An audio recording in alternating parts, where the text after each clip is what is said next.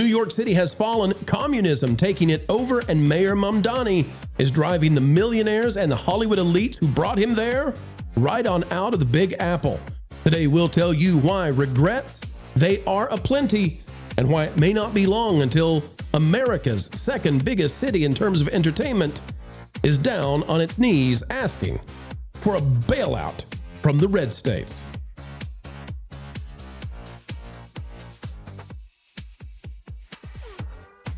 It's a sunshiny kind of day right here, folks. Coming to you from somewhere sunny, USA. The studio is glistening because you're listening to what we have to say. And what are we trying to do? Well, bring you tomorrow's headlines today. Folks, as we dive in, click the like button, share, subscribe. And if you're not yet clicking that notification bell, just know you can click it and stick it to the algorithms. New York City is the second biggest entertainment market in the United States of America. Of course, the country that exports culture and entertainment to the world. In fact, it's a really important part of what the country does. But New York City is in deep, deep trouble. Let's go through the list, shall we? From the New York Post, PETA terror, it says, Mamdani puts people in danger by posting a rich to be taxed list publicly. Listen to this. And aren't you going to love that the celebrities are the ones who are paying the price and they wanted this guy? But it turns out once you put a commie in control, nobody's winning anymore, not even the commies. It says Mamdani publishes names and addresses of all New York City property owners who would be hit with a new tax because they're rich, right? Okay. Well, guess what? Guess what? He put their names and their addresses, and these are people like Robert De Niro, who now everybody knows his exact address in West Village Holdings. Now, I'm not going to dox these people. We're not going to do that, but I'll give you enough to know. Alec Baldwin, Greenwich, Matt Damon, Brooklyn Heights, Uma Thurman, George Clooney, Leonardo DiCaprio, everybody who's rich, who thought they were going to put this guy in and he was going to save the day for them, bring in the utopia, they've been doxed. He has doxed literally everybody of wealth and entertainment. That is insane. Now, they call him socialist. I'm just going to call him communist. It's what he is. Yeah. Communist Mayor Zohran Mamdani is backtracking a little bit because all the millionaires are leaving. This one talking about Citadel CEO Ken Griffin leaving New York, just the latest of people who are saying, I'm out of here because I'm not going to be here when it turns into Detroit 2.0, but maybe worse. Here is Mamdani talking about how he's going to convince people to come back again. A member of our team reached out to his to set up a conversation. That continues to be an open invitation, and it's part of invitations that I've made to a number of business leaders across the city. I'm there to listen and there to have a conversation that goes beyond places of agreement, but perhaps places of disagreement, hear honest reflection, critique, and not put any precondition on the nature of that conversation. This after Griffin said it was what creepy kind of when the mayor... baloney is that? What the It's hell called, did you just say? It's called Everybody is Leaving. Everybody's out of there. They're all done with this. Can we go back to him Sure. in the library? Sure. You know what? You know what's gonna be the amazing thing is like if he's taxing like the top like 10% of New Yorkers and all the rich people leave, then the top 10% of New Yorkers are gonna end up being like middle class people, and they're just gonna get completely robbed of all. I'm enjoying the spread of children books behind them and how they all seem to check some diversity box. That's what I wanted to see. Thank you. What if we do the same thing, but this time with food? End Wokeness has this. Here's more Mamdani destroying the second biggest entertainment city in the country. Mayor Mamdani, it says, just announced that he will be opening 5 city-run tax-funded grocery stores. And here's what's great about it, folks. Prices set at 30% below retail prices. Because communism can do that. I'll explain how this is going to destroy the city even more in just a minute. Here's how it will work. Once a month, our 5 city-run grocery stores will set prices for this core set of goods at 30%. Good Lord, it's just flat out communism. I'm sorry, I got to take a break. It's just like it is flat out communism. That was like that was like legitimately communism. Yes, this is Russia from the 70s. This is the bread line. Grocery stores will set prices for this core set of goods at 30% below typical retail prices. No exceptions, no gimmicks. The savings will last for the entire month. That means no weekly fluctuations nor sticker shock at the checkout line. All right, so let's talk about how this works. For those who don't know, Is that So you get usually in the a line problem when by you your- buy food? You know that they change the price when you get to the register? Yeah. Look at the women behind them. Like, they are not here for this. They are not. So wait, well, because the two Asian ladies are way too practical to think this is going to work. So you they get in line, probably CCP. you get in a line to buy the bread. Is that what he's trying to say? Folks, we're an entertainment thing, but he's killing the second biggest entertainment city. So I'm going to explain this, okay? And the other panelists know this, and many of you do, but let's just walk through it. How does this work? Because we've seen this play out in communist country after communist country, and this is going to be at the city of New York. So the way this works is taxpayer money is used to purchase the food items. The food items are not free. You collectively, communism, purchased it with taxpayer money. Then they sell it at a loss, 30% lower than the retail prices. What does that mean? Well, it means that all the grocery stores near there can no longer compete. They can't compete with that because no matter what price they set it at, you'll go 30% lower. They could give it away.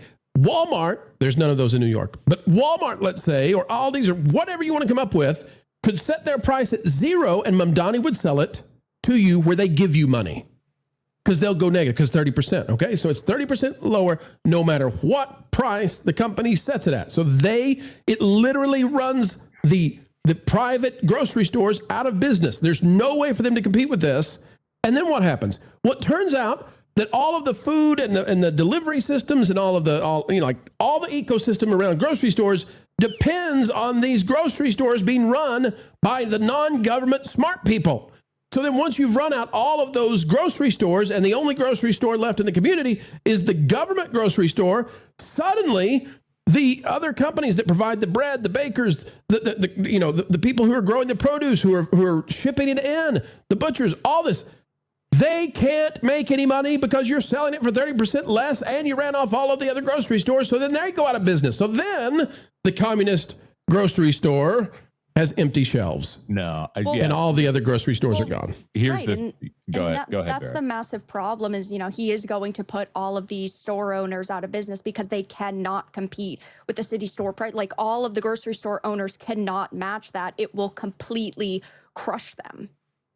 And then once they're gone, they can't, the only way that a grocery store like this can exist is because there are private grocery stores that have built up systems where people deliver the food, and there are these companies that do this kind of thing.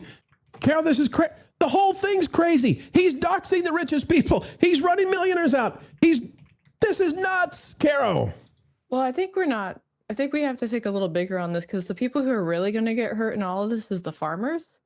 Because working in farming and agriculture already is they're practically barely paying the bills as it is, unless they're growing corn or soy at this point. And if they're lowering these prices, it's going to have a ripple effect, just like in publishing when they lowered the cost of books, it hit the author royalties to the point where authors don't get royalties anymore. So what's going to happen to the farmers, the people that actually make all of our food at this point? Because it is going to have an impact on them. Well, sure, they'll go out of business too, because if you run off all of the private grocery stores and then you say, well, we're going to still sell it for exceedingly low prices, the only way you could get that food in the first place was because those people were selling their food items to actual real businesses that paid them actual real prices. Once the government says, well, we actually, we caused all those grocery stores to close, you're just selling to us now, and we're going to set the price. Then the farmer says, well, actually, I can't survive on that price. The only reason we survived is because you took a loss using taxpayer money, and we were selling to Aldi's and all these other places. We were selling to these other legitimate grocery places. Now, Marv, I want to bring this up real quick. I'm going to disagree with Zuby, which is very unusual. Zuby says, my hot take is I actually think it's good that the USA can run experiments like this in individual cities and states without tanking their entire country in the process. This is democracy and decentralization in action. The people of New York City will get what they voted for. And typically, I would agree with Zuby. And in principle, I agree with Zuby. But in this case, I disagree overall because this is New York. This is our biggest city in terms of the metro population. This is the second most important city in terms of media. And I actually think that this is going to devastate such a huge part of the population. I worry that the rest of the country will have to step in and save them, bail them out. Yep. And that's a lot of money, and that's a lot of fail to bail out one day. Yeah, no, you cannot sacrifice Manhattan to you cannot sacrifice New York City to prove the point that communism doesn't work. We already know communism. We have seen this play out in entire countries before that have, you know, fallen by the wayside. But it's okay, bro, because real communism just hasn't been tried yet. This is Venezuela.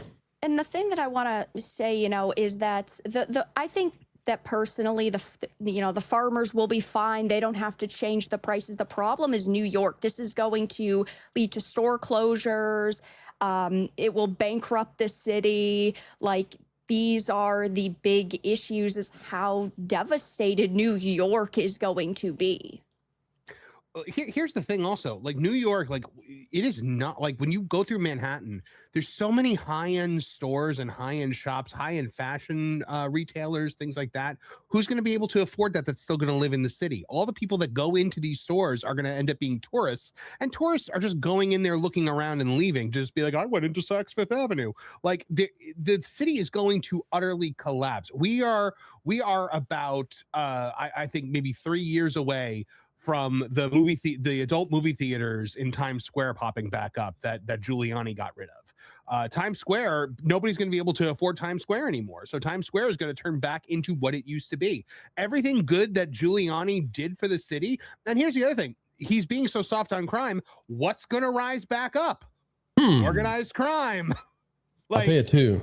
Isn't it funny, Marv, that for the past 50, 60, 70 years, I mean, this is a long time, songs were made about how wonderful these places were. You know, New York, you've got Ella Fitzgerald, Autumn in New York. You've got Frank Sinatra singing about New York. You've got in California, I mean, song after song in the 80s and the 90s singing about, you know, Beverly Hills, that's where you want to be, living in Beverly. Marv, nobody wants to live in these places anymore. No, they've destroyed our entertainment, locations. They've sacked them. Well, also look at what just happened with the doxing. Now we are going to see celebrities flip their lids and freak out over this. But ultimately, you know, it's like Mom Donnie believes in Hegelian materialism, which is AKA Marxism. So like they voted for this. They're kind of getting what they wanted.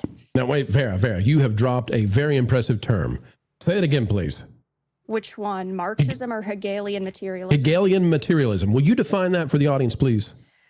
So Hegelian materialism, I mean, like I said, it is Marxism. It's the like philosophical justification of conflict and war as instruments and the dialectical development of the state and the realization of freedom. I don't know how in depth we want to, you know, get here. No, I love this. I love this because, you know, the other side likes to pretend that we are not intellectual, that we are not learned. And it's like, no, you all are walking off a historical cliff. We have seen this time and time again. And so when you specify what it is they're doing, I just love that we're able to say, this is exactly it. When we say woke, we mean postmodern neo-Marxism. No, you're just woke. And That's right. It's just a single word, no definition. Yeah. Well, I saw a great meme recently where it was like the brilliance of the leftist argument strategy is that they just take your argument and fundamentally, purposely misunderstand it to the point where they can poke holes in it that don't exist. Yep. And that's pretty much what you're describing there. But we now live the 25th anniversary of the September 11th attack is coming this year, and this guy is going to preside over it. This apologist is going to preside over it. And there's actually a petition right now with tens of thousands of signatures from the families of the victims to bar him from the event. And he has already said he will be there. You know what's sad about it? I'll just tell you what's sad is, so 25th anniversary, you never know. Could be the last big number that we have where the person called America's mayor, Rudy Giuliani, should be there. I don't know how you're going to be there with somebody like this who would like to put Giuliani in jail forever. You know, it's amazing what has happened in our world politically. I mean, I'm probably the only person on the panel here that was actually in the tri-state area 25 years ago when it happened, and to hear the things that this guy says about that and who were the real victims of this, and like it is absolutely heinous because I lived through that time period when I was in high school, and it's terrible. The only way, Marv, that this was able to happen, by the way, and I don't want to get too political, but the only way this was able to happen, this guy was elected, is because we influxed New York in the last 25 years with people who weren't there when it happened and people who agree with his thoughts on this. Yep. Because New Yorkers who were there in 2001, there's no way they would let a guy in who sympathizes with, the perpetrators. Jonas, let me ask you this as we put a pin in it. The Mamdani doxing all the celebrities and the entertainment moguls and the tech bros and all that, I actually don't think they're going to say anything. I think they'll walk lockstep with him because they know that they're supposed to be in favor of him, and so they'll take it on the chin and say, "Oh well, my address is out there. I'll buy a different one," and that's how I think this plays out. Do you think they'll break ranks at all? I think there's probably going to be a few. There's a recent accusation against some voice actress that she had followed some right-wing accounts to accuse her of, and people were accusing her of being based. That was the Steven Universe fan base, right? Which is, they're just the most balanced people on the planet already to begin with, right? And I made the point in all of that if she's not based, she's about to become based from watching how those people eat their own. Looking at this, I think if you leave for these reasons, then you're probably going to make a pretty good case for yourself for why you don't want to live in a place like this. There's 2 points that I've been wanting to make this whole time. First of all, it's pronounced Greenwich, even though it sounds like spinach. And the second is the best thing that can happen here is that those grocery stores get cleaned out so quick that it basically has a minimal effect on the actual grocery stores, which I think is the thing that's actually going to happen. Mm-hmm. So. That has happened, I think. Did they try this in Detroit, and that's what happened? Oh, sure they did. I think they had a shoplifting problem. Yeah, I drove through Detroit one time. Yes, I think New York still has the issue where people don't want to eat outside because they get mugged, right? Has that changed at all? It's only if anything, it's gotten worse. Nobody even wants to go on the subway anymore. That in the smell of feces, yeah. Yeah, because they have this policy with local law enforcement there where so it's people who eat outside can be held at gunpoint and their bags taken. But if what is in their bag is under $100, cops aren't obligated to go help with that. And I'm that's crazy. That's absolutely, yeah. I think it was parts of California where if it's theft under 1,000, they don't prosecute, right? That's why they had to start locking up, shampoo. Literally, everything's behind a lock and key. I live here and I never use the subway. My question now is, they're driving them out of New York. They're driving them out of California too with their crazy taxes. So where are all these celebrities going to go? Are they going to Austin, the country, or are they going to go? They're coming to Texas and they can get out. I'm sorry. By the way, Florida's full. We're full up. So New Yorkers, you have to make more space. Go back to Scottsdale, Arizona. That's where they all were going anyway. New Yorkers, you voted for this, so you can wait in line for your bread at the government grocery store, and I'm going to float around in my pool and enjoy some freedom. They filled up Colorado. They filled up Scottsdale. Austin is just about full. The good news is for a lot of these red states, the people who do leave from the blue states, I've looked at the latest polling and it was 70-30 agree with the states to which they go. So what it's actually doing is it's polarizing. The red states are getting redder, the blue states are getting bluer, and the purple states are getting fewer. And that's where we are. But New York, California, not in good places. And communism is actually wiping out entertainment in the spaces that once held them in high esteem.